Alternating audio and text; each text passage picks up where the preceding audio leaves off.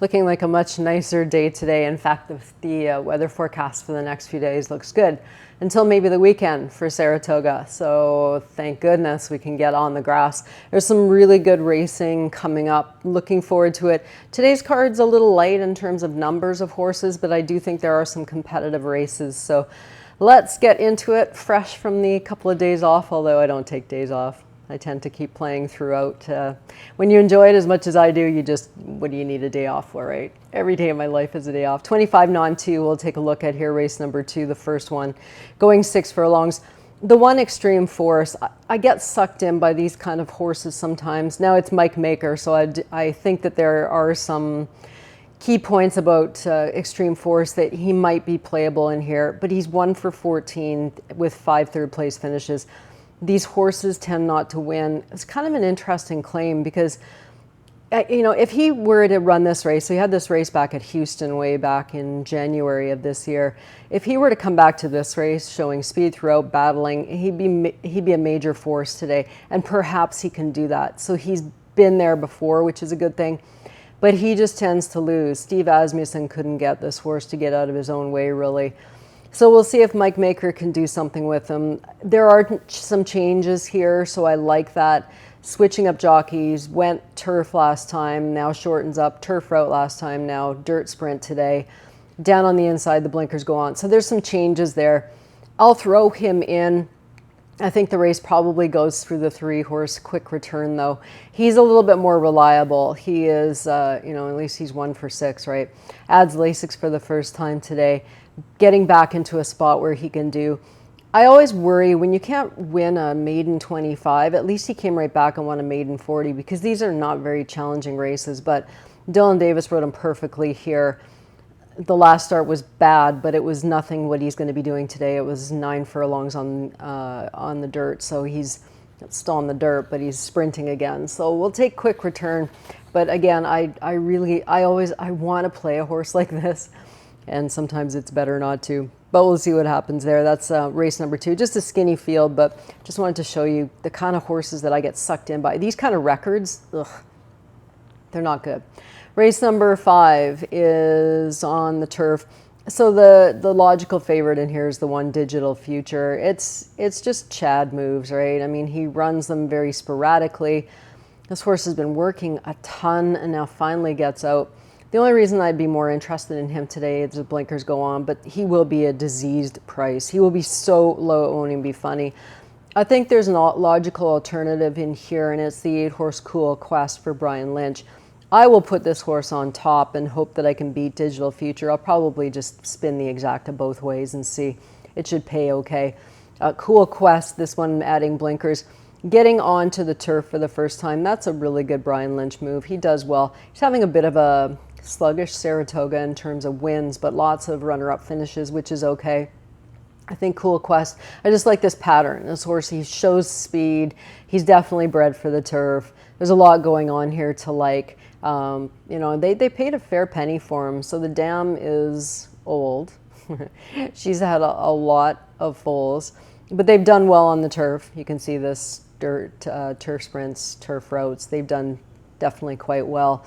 Grand Adventure was a nice horse up in these parts in my neighborhood of Woodbine. Graded stakes horse. Finalist did a little bit of running on the turf, not as much as some of these others, but you can see there's lots of grassiness in that pedigree. So I do like that horse. I think Cool Quest he's obviously going to offer a little bit more value than the inside horse. So for that reason, I am somewhat interested. From there, we'll move on. I do have 2 watch list horses today.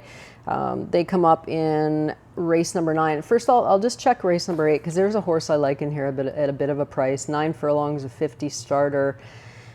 I like the 4-horse, Humbrazzo. Humbrazzo, this one for Joe Sharp. Joe Sharp is, he's sharp. His horses, you have to look at them. He's got them placed well. This horse fits here quite nicely. Now, 3rd start off of the claim. The first start out was solid. Saez gave him a perfect ride. Gabe Saez over at Churchill. And the horse responded nicely, and he fits these conditions well. He finished behind a couple of these other horses last time. But it was on the mud going 9 furlongs. So I think getting back onto the fast track is the big thing for Humbrazzo. He's got usable speed. He should be well situated. That's what I like about him.